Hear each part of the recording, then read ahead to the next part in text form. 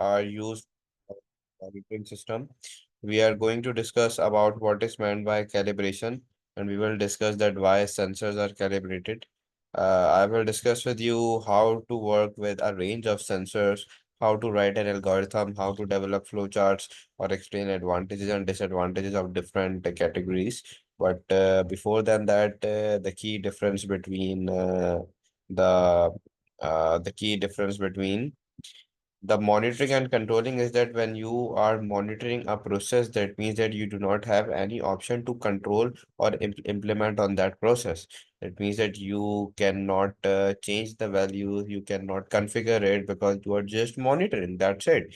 But when you are controlling a process, so that means that you have the option to configure the values. You have the option to edit them as per your own likings. Like an example of monitoring can be recognized when a patient is in hospital. You can see that there is a lot of devices that are connected to that patient. So it shows you all of the values, but with those readings, you are just reading those, right? But if you want to control them, so that means that then the process is going to be different. So this is going to be the difference between controlling and monitoring. In this chapter, we are going to discuss that how can we use the monitoring system and controlling system every day. You do must understand that there is a difference between monitoring and controlling, as I shared with you. Both of them are basically an important part of your life. Like these systems help with tasks such as keeping the temperature of your fridge at the correct level, or they can also help you to keep you safe in workplaces that may be dangerous. A monitoring system can be used to collect data about the temperature in your local area, so this can be reported. However, a control system would could help keep a chemical factory worker safe, as it will make sure that the production process is working correctly, so that the worker is not exposed to chemical for a dangerous amount of time. So monitoring is just like when you are if you could collect the data, but it's just like you are monitoring them, you are observing them, you are just recording the activity that is in a process, and you have no authority to interfere in between. But if I have a control system is like the process or the system that manages or regulates the process that is being by physically changing. So it is important for you to learn that how these important systems operate and how will they work. So first of all, I have the sensors part. So do you know the definition of sensors? Sensors like is basically it is an input device. Input device is used like it is used to collect data about a physical environment automatically. So it is going to remove the need for a human to collect the data manually. So the data can be collected from the sensor when the sensor is input into a system and necessary actions are taken. So a sensor is basically an input device that collects data from the surrounding physical environment. There are several advantages of using a sensor to collect data. The first advantage is that your data is collected repeatedly 24 hours a day. Data is collected in harmful and dangerous environments as well. Like the human don't need to go there. The human does not need to spend a lot of time there if the environment is dangerous. Maybe if there is a lot of heat or maybe any volcanic eruption area. So environment does not have to danger the humans because the data is going to be collected by the sensors.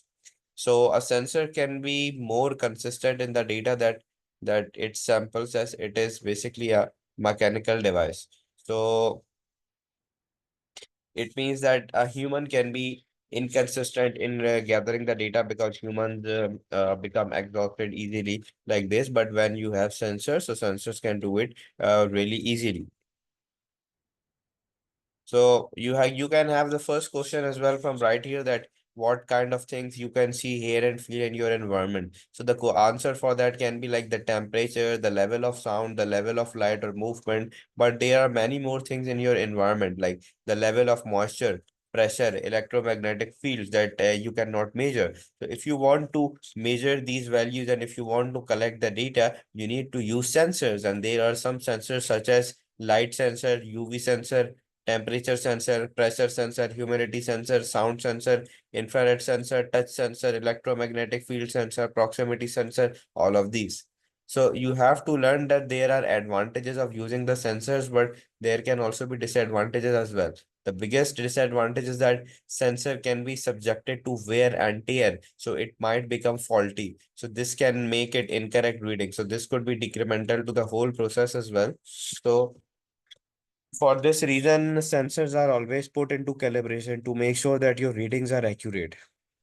So whenever you refer in terms of calibration, it is like an inaccurate set of data that is you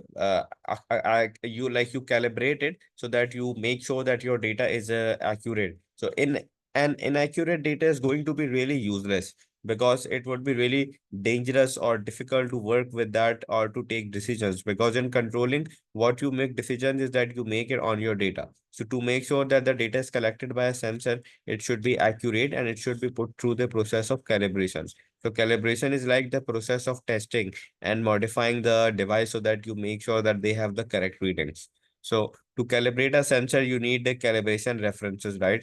Like this can be used to calibrate against, and it is a simple method of calibration as well. Like each sensor has a very characteristics curve. So in terms of a sensor, you can have three values, like the offset one, the sensitivity, and the linearity.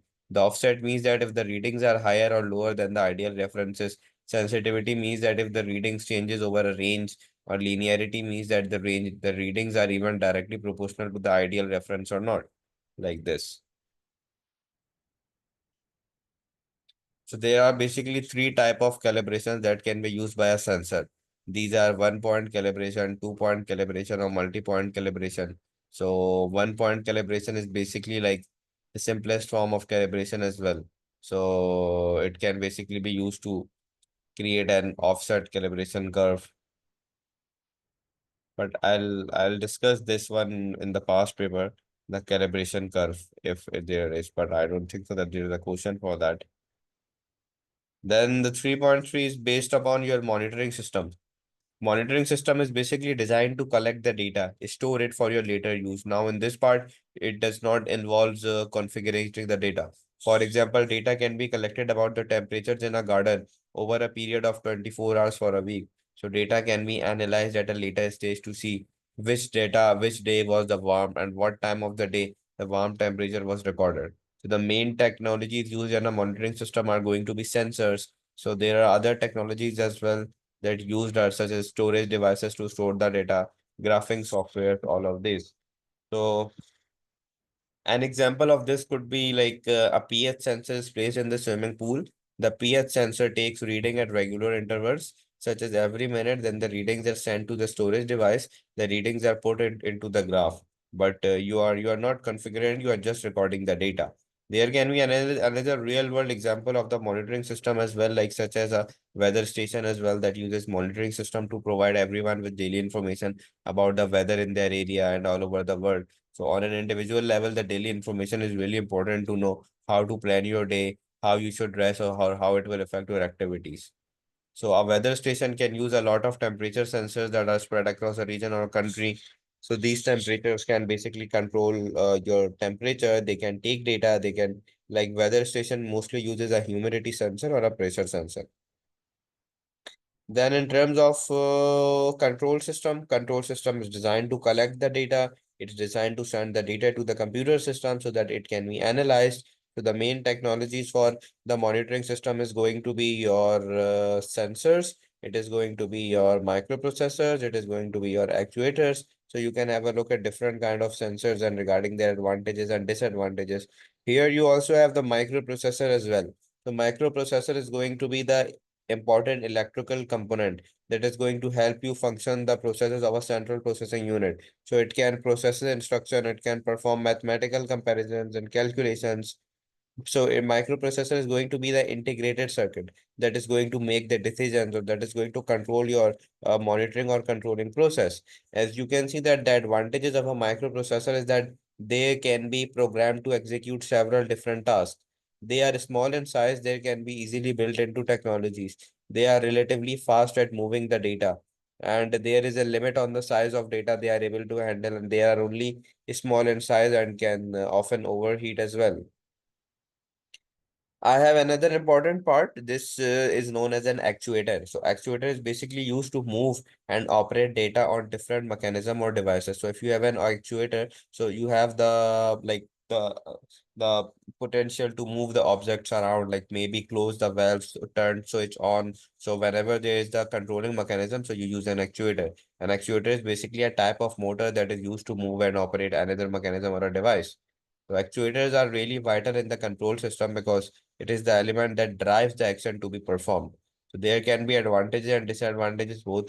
Advantages can be like hydraulic and electric actuators are very fairly quiet, and the cost of actuators is very low.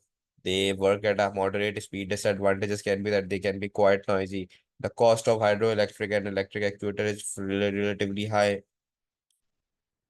Sensors and microprocessors and actuators, they are like programmed to interact with each other to create a control system. So if you want to create a control system, here is the process for that. First of all, your sensor has to collect the data at different time intervals, for example every once a minute. Then the data is sent to microprocessor. Then the microprocessor will analyze the data. This could involve comparing values. Then if the data does not match the values, the microprocessor will send signal to the actuator, and the actuator or device will trigger any action.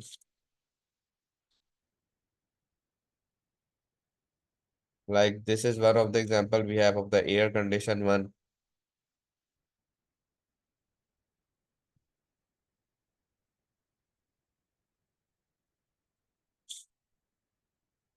So we also have the real world examples of this chapter as well. Real world examples are like growing of a control system. So a farmer is the one that can grow fruits and vegetables. They make use of different control system, but it relies on the system to make sure that it that the produce it grows are kept in the correct condition so that they make sure that they do grow. So this is an example of the controlling mechanism. There has steps as well. Then I have one another example of protecting against an intruder, but I'm going to take you to the past paper to get a better idea.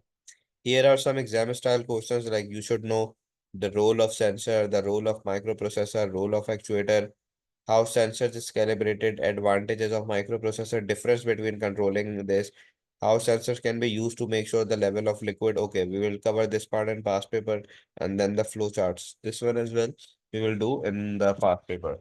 So do you have any question in this? No, sir. No? All right. No. Hmm? Okay. No, sir, I don't. Okay, now let's move on to the past papers. Just do one thing, join the same link again so we can work with the past papers of this chapter.